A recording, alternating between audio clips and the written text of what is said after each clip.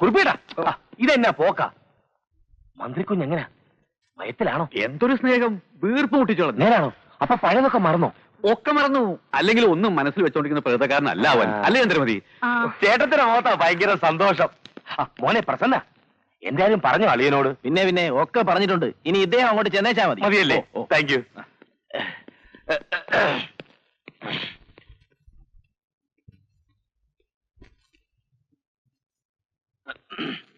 സദാനന്ദനാണേ, ഒന്ന് കാണണമായിരുന്നു. വരണം. ഇരിക്കൂ. വേണ്ട, നിന്നോളാ. പറയൂ. എന്താ ഇത്, കൈക്കൂലിയോ? അല്ല, അപേക്ഷയാ. സസ്പെൻഷനിലാണ്. എന്താ കേസ്? ഐ ജി നേരിട്ട് പിടിച്ച കേസാ, കറപ്ഷൻ. ഇയാളുടെ പേര് വേറെയും ചാർജുകളുണ്ടല്ലോ. അതെ, ഏതോ വേലിത്തർക്കം തീർക്കാമെന്ന ഒരു പെണ്ണിനോട് ഇൻഡീസെന്റ് ആയി പെരുമാറിയെന്ന് വേറൊരു കംപ്ലൈന്റ് ഉണ്ടല്ലോ. ഉവ്വ്, ഒക്കെ വൈരാഗ്യത്തിന്റെ പേരിൽ ഓരോ അമ്മമാർ ഒപ്പിക്കുന്ന എന്റെ പൊന്നുകുമാരൻ സാറേ.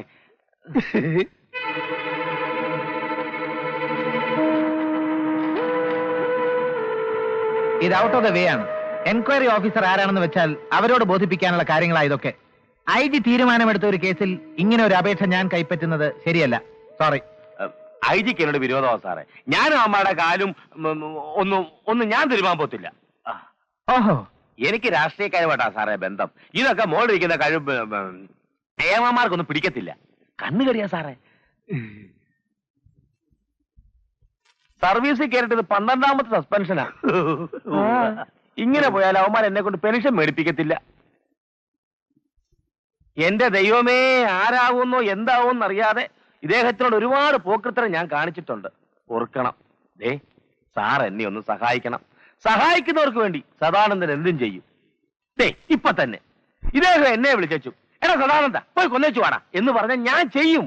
അതാ സദാനന്ദന്റെ കൂറ്. എനിക്ക് വേണ്ടി എന്തും ചെയ്യാൻ തയ്യാറാണെന്ന്. തീർച്ചയായും. ഇവിടെ എവിടെയാ നല്ല ഫ്രഷ് ആയിട്ട് മീൻ കിട്ടുക? കായൽ മീനോ കടൽ മീനോ? രണ്ടും. ഞാൻ വാങ്ങിച്ച് വെട്ടിക്കഴുകി നല്ല കുടമ്പുളി ഇട്ട് കറി വെച്ച് വീട്ടിൽ നിന്ന് കൊണ്ടുവരട്ടോ? അതെ, കറി പോട്ടെ, പിന്നെ കുറച്ച് നന്നായിട്ട് തേങ്ങ അരച്ച് പീല പറ്റിക്കാം, അല്ലേ? തങ്കച്ച സാറിനുള്ളത് വറുത്താ മതി. മീന്റെ നടുക ഇങ്ങനെ വരഞ്ഞ് പെപ്പറൊക്കെ ഇങ്ങനെ വെതറി നല്ല കര നിങ്ങളെ സൗകര്യം പോലെ ചെയ്താൽ മതി. ജീപ്പുണ്ട് സാർ, ഇപ്പൊ കൊണ്ടുവരാം. മിസ്റ്റർ സദാനന്ദൻ, എന്താ സാർ? സർക്കാർ ജീപ്പ് ദുരുപയോഗപ്പെടുത്തുന്നത് ശരിയല്ലല്ലോ. നടന്നു പോയാലും മീൻ കിട്ടും, ഇല്ലേ സദാനന്ദ? പിന്നെ കിട്ടും സാർ.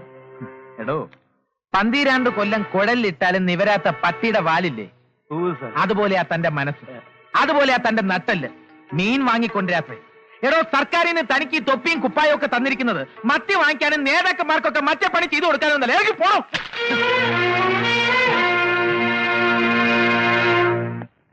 കഷ്ടം. എന്നാലും ഗോപേട്ടൻ ഇങ്ങനൊരു ദുഷ്ടനാണെന്ന് ഞാൻ സ്വപ്നത്തിൽ പോലും വിചാരിച്ചില്ല. ഇത്രയും കാലം അവന്റെ പുറകെ നടന്നിട്ടും മനസ്സിലാക്കിയില്ല എന്ന് തെളിച്ചങ്ങ് സമ്മതിക്കണേ അല്പൻ. ആകെയുള്ള ഒരേ ഒരു അമ്മാവന്റെ മുഖത്ത് നോക്കി എന്തൊക്കെയാ അവൻ പറഞ്ഞത്. കഷ്ടം. നന്നായിപ്പോയി. എന്താടി പറഞ്ഞത്? നന്നായിപ്പോയി എന്ന് പുറപ്പെടാൻ ഭാവിച്ചപ്പോഴേ ഞാൻ പറഞ്ഞല്ലോ, 3 കൂടെ കെട്ടിയെടുത്തോണ്ട് അങ്ങോട്ട് ചെല്ലണ്ടാന്ന്. ചിലക്കാടി, നിന്റെ ഭാവിയെ ഓർത്തിട്ടാ നാണം കെട്ടിട്ടാലും അവനെ ഒന്ന് ചെന്ന് കണ്ടേക്കാമെന്ന് വിചാരിച്ചത്. ഓ പിന്നെ, അതിന് ഞാൻ ഇന്നലെ അങ്ങോട്ട് ജനിച്ചതല്ലേ ഉള്ളൂ. ഏട്ടൻ എന്റെ ഭാവിയെ കുറിച്ച് പെട്ടെന്ന് ഇങ്ങനൊരു വിചാരം വരാൻ ഒന്നുമല്ല. ഗോപേട്ടൻ മന്ത്രിയായി കഴിഞ്ഞപ്പോ നിങ്ങൾക്കൊക്കെ എടുത്ത് തോളത്ത് വെക്കണം, എന്നിട്ട് വലിപ്പം പറഞ്ഞ് നടക്കണം, അത്ര തന്നെ. അളിയനും അമ്മാവനും ഒരുങ്ങിച്ചമഞ്ഞൊരു അമ്മായി. അയ്യടാ, അവിടെ ഒരു കൊമ്പത്തെ മന്ത്രി ചേറ്റ അടിച്ചവന്റെ ചെവിക്കല്ല് പൊട്ടിക്കണം. അതാ വേണ്ടിയിരുന്നത്. ആ എങ്കി പിന്നെ സുഖായി. 3 ആൾക്കും കോട്ടയ്ക്കിലോ കോയമ്പത്തൂരോ പോയി ഒരു പിഴിച്ചിലും കൂടെ നടത്തേണ്ടി വന്നേനെ. പോലീസുകാർ ചവിട്ടി തിരുമ്മിട്ട്. ഇപ്പം മാനവല്ലേ പോയുള്ളൂ. ഇനി നീയും കൂടെ പറഞ്ഞ് അച്ഛനെ വിഷമിപ്പിക്കും. അച്ഛന്റെ ഹാർട്ട് വേദനിക്കട്ടെ. അതിന് അച്ഛന് ഹാർട്ട് ഉണ്ടായിട്ട് വേണ്ടേ? അങ്ങനെയൊന്നും ഉണ്ടായിരുന്നെങ്കിലേ എന്റെ അച്ഛൻ സ്വന്തം പെങ്ങളെയും കുട്ടികളെയും തെരുവിലേക്ക് പറഞ്ഞയക്കുമായിരുന്നോ? പാവം ഗോപേട്ടൻ എത്ര കരഞ്ഞു വന്ന. മതി, നിർത്ത്. അവിടെ ഒരു കോവേട്ടൻ തെണ്ടി. ഇനി മേലാൽ അവന്റെ പേര് ഇവിടെ മിണ്ടി പോരുത്. തെണ്ടി ആയാലും നിങ്ങളെ പോലൊന്നും അല്ല, നട്ടലുണ്ട്, ആണാ. അല്ലെങ്കിൽ നിങ്ങളെ ഒന്ന് വിളിച്ചപ്പോ ചൂല് പോലെ കൂടെ പോന്നേനെ. അങ്ങനെ വരാത്തോണ്ടാ എനിക്ക് ആ മനുഷ്യന് കൂടുതൽ ഇഷ്ടം, ഒരുപാട് ഇഷ്ടം. മന്ത്രി അല്ലാതായാലും വന്ന് വിളിച്ചാൽ ഞാൻ ഇറങ്ങിപ്പോ അയാളുടെ കൂടെ. ആരെതിർത്താലും ശരി. അഹങ്കാരി. അഹങ്കാരിയോ? അഹങ്കാരിയൊന്നുമല്ല, തന്തയ്ക്ക് പുറക്കാത്ത ചെറ്റ റാസ്കൽ. അയ്യേ, തീട്ടൻ ചവിട്ടി പോലത്തെ അനുഭവമായി പോയി.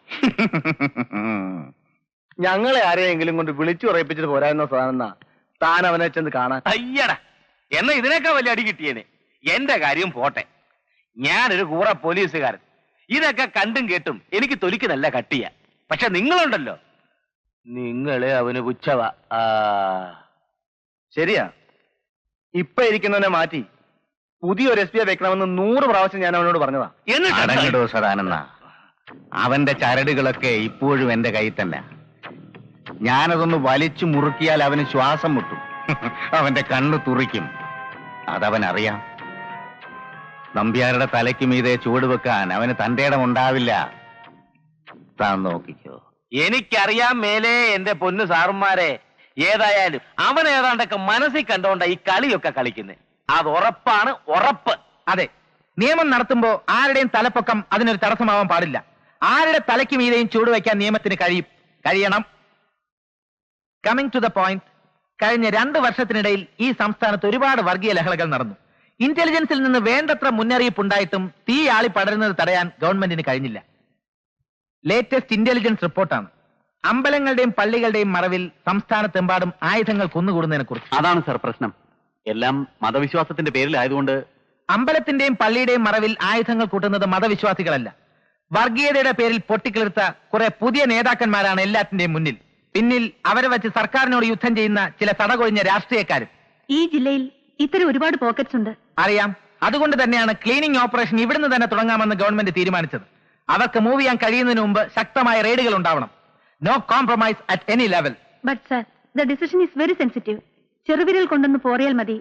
മതവികാരങ്ങൾ വ്രണപ്പെടുത്തിയെന്നാവും പിന്നത്തെ മുറവിളി. നോ, മതവികാരമല്ല, മതവിശ്വാസമാണ് വലുത്.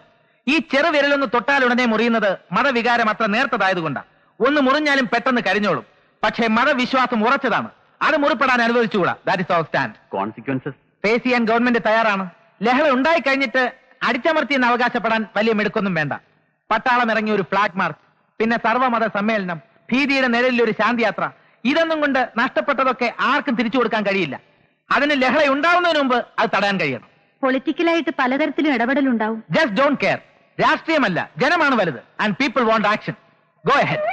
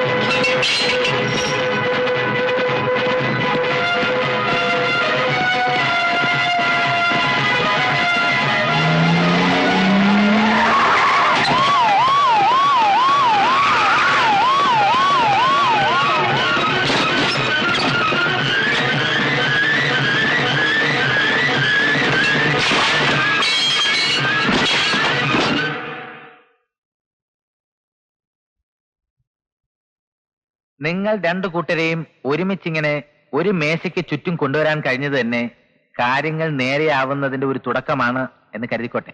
അങ്ങനെ കണക്കാക്കണ്ട.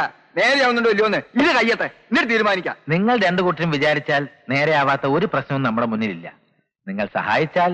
സഹായിക്കാനല്ലേ ചിലതൊക്കെ പറയാനാ വന്നത്. റെയ്ഡിന്റെ പേരിൽ നടക്കുന്ന തോന്നിവാസങ്ങളെ കുറിച്ച് അമ്പലങ്ങളിൽ കയറി ആയുധം പിടിക്കാൻ നിങ്ങൾക്കാരാഹേ അവകാശം തന്നത്? എല്ലാ അമ്പലങ്ങളുടെയും രക്ഷാധികാരിയായി അങ്ങേക്കാരാണ് നിയമനം തന്നത് എന്നൊരു മറുചോദ്യമുണ്ട്. ചോദിക്കുന്നില്ല.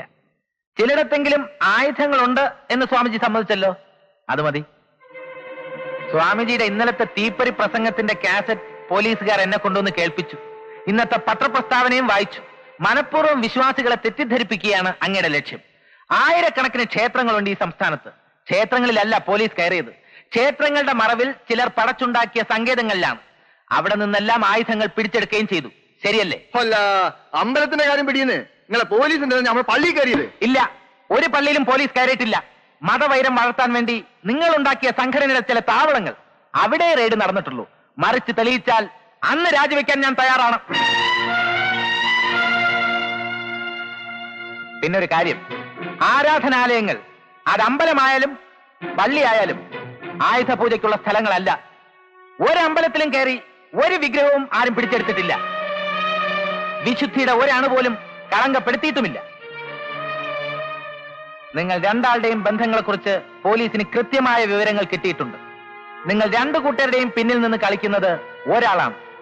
എന്നെ തോൽപ്പിക്കാൻ നിങ്ങളെ വെച്ച് കളിക്കുന്നതും അയാൾ തന്നെയാണ്. നിങ്ങളെ ജയിപ്പിച്ചത് മന്ത്രിയാക്കിയതൊക്കെ അയാൾ തന്നെയല്ലേ? അപ്പോ ആളാരാണെന്ന് നിങ്ങൾ തന്നെ പറഞ്ഞു അല്ലേ? എന്നെ ജയിപ്പിച്ചത് നിങ്ങൾ ഉദ്ദേശിക്കുന്ന ആളല്ല. എന്നെ ജയിപ്പിച്ചത് ജനങ്ങളാണ്. നമ്പ്യാരോടല്ല, ജനങ്ങളോടാണ് എന്റെ കടപ്പാട്. പിന്നെ നിങ്ങൾ രണ്ടാളുകളുടെയും ബാക്ക്ഗ്രൗണ്ട്സ് പോലീസ് ട്രേസ് ചെയ്ത് കഴിഞ്ഞു. ബോംബെയിൽ നിന്ന് കേരളത്തിലേക്ക് കൂടുമാറുന്നതിന് മുമ്പ് 3 തവണ കള്ളക്കടത്തിന് അറസ്റ്റിലായിട്ടുണ്ട് നിങ്ങൾ അല്ലേ? സ്വാമിജിക്കുമുണ്ട് വിദേശ ബന്ധങ്ങൾ. പക്ഷെ പിടിയിലായത് ഒരിക്കൽ മാത്രം. അത് മയക്കുമരുന്നുമായി ബന്ധപ്പെട്ട്. മത നേതാക്കളുടെ വേഷം കെട്ടിയിറങ്ങിയാൽ നിങ്ങൾ ആർക്കും ഒരിക്കലും തിരിച്ചറിയാനാവില്ലെന്ന് കരുതിയോ? യഥാർത്ഥ മത നേതാക്കന്മാർ വേറെയുണ്ട്. മതത്തിന്റെ പേരിൽ ജനങ്ങളെ തമ്മിൽ തല്ലിക്കാൻ അവർ ഒരിക്കലും തയ്യാറാവില്ല. ഭൂരിപക്ഷം വിശ്വാസികളും അവരുടെ കൂടെയാണ്.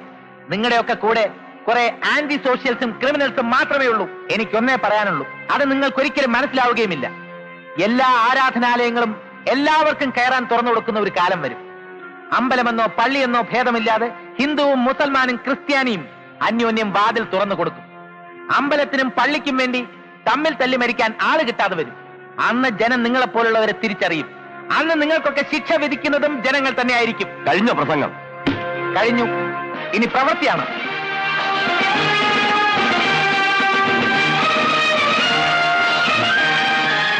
മതി. അപ്പോ അവന് ഹാലിളകി തുടങ്ങിയല്ലേ? ഇനി എളുപ്പമാ. റെയ്ഡുകൾ നടക്കട്ടെ. അമ്പലങ്ങളിലും പള്ളികളിലും പോലീസിന്റെ തേർവാഴ്ചയെന്ന് നമ്മൾ ഇനിയും കൊട്ടിഘോഷിക്കും. ജനത്തിന് ഭ്രാന്ത് പിടിക്കും. അല്ലെങ്കിൽ നമ്മൾ ഭ്രാന്ത് പിടിപ്പിക്കും. ഈ കേരളത്തിൽ വർഗീയത പറഞ്ഞ കാലണക്കി വെക്കില്ലെന്ന് നിങ്ങൾ വിശ്വസിച്ചിരുന്നില്ലേ? എന്നിട്ട് എന്തായി? മുക്കിന് കലാപങ്ങൾ നടന്നില്ലേ? കമ്പും വടിവാളുമൊക്കെയായി നടന്നവർക്ക് ഇപ്പൊ കൈത്തോക്കും നാടൻ ബോംബും വേണം. കേരളത്തിൽ നമ്മുടെ ബിസിനസിന്റെ ലാഭം തുടങ്ങുന്നത് അവിടെ ആയിരിക്കും. നോക്കിക്കോ. കലാപങ്ങൾ വളർത്തിയെടുക്കുന്നതിൽ നമ്മൾ വിജയിച്ചാൽ കൈത്തോക്കും നാടൻ ബോംബും ഒന്നും പോരാതെ വരും. സ്വാമി, ഞാൻ പറഞ്ഞിട്ടില്ലേ, രാഷ്ട്രീയത്തെക്കാൾ എനിക്ക് കമ്പം ആയുധക്കമ്പോളമാണ്. വർഗീയതയുടെ പേരിൽ ജനങ്ങൾ തമ്മിൽ തല്ലട്ടെ. കാശ്മീരിലെയും പഞ്ചാബിലെയും പോലെ ഇവിടെയും വേണ്ടിവരും വിദേശത്തോക്കുകൾ. അവർക്കു വേണ്ടി AK-47 കലാഷ്നിക്കോവ് തോക്കുകളും ഇമ്പോർട്ട് ചെയ്യുന്നത് നമ്മളായിരിക്കും, നമ്പ്യാരായിരിക്കും. വെറുതെ അല്ല, വിലയ്ക്ക്, ലക്ഷങ്ങളുടെ വിലയ്ക്ക്.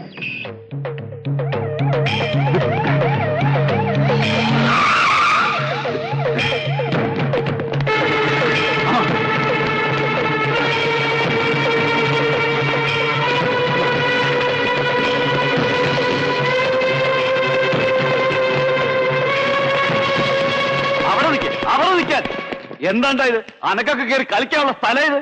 മാറി നിൽക്കണം. ഒരുത്തനും ഒരു ചോറകത്തേക്ക് വെക്കാൻ പാടില്ല. ഈ സ്ഥലം എന്താണെന്ന് അറിയില്ല എനക്കൊന്നും. അറിയാം, നന്നായിട്ട് അറിയാം. 5 നേരം നിസ്കരിക്കുന്നതിന്റെ തഴമ്പ് ദാ എന്റെ നെറ്റിയിലുണ്ട്. അക്രമികളെ ഒളിപ്പിക്കാൻ ഈ വാതിൽ തുറന്നു കൊടുക്കണമെന്ന് ഏത് ഹദീസിലാണ് പറഞ്ഞിരിക്കുന്നത്? പറയണം. അന്യമതസ്ഥരെല്ലാം കൊന്നൊടുക്കണമെന്ന് പറയുന്നുണ്ടോ ഖുർആനില്? ഞമ്മക്കൊന്നും അറിയില്ലപ്പാ. ഇപ്പൊ കാര്യങ്ങളൊക്കെ ഓനെ പോലുള്ള ഒരു പറയുന്ന ചെയ്യലിക്ക. ഭയം കൊടുത്തില്ലെങ്കിൽ ഓര് ഞമ്മടെ തലയെടുക്കും.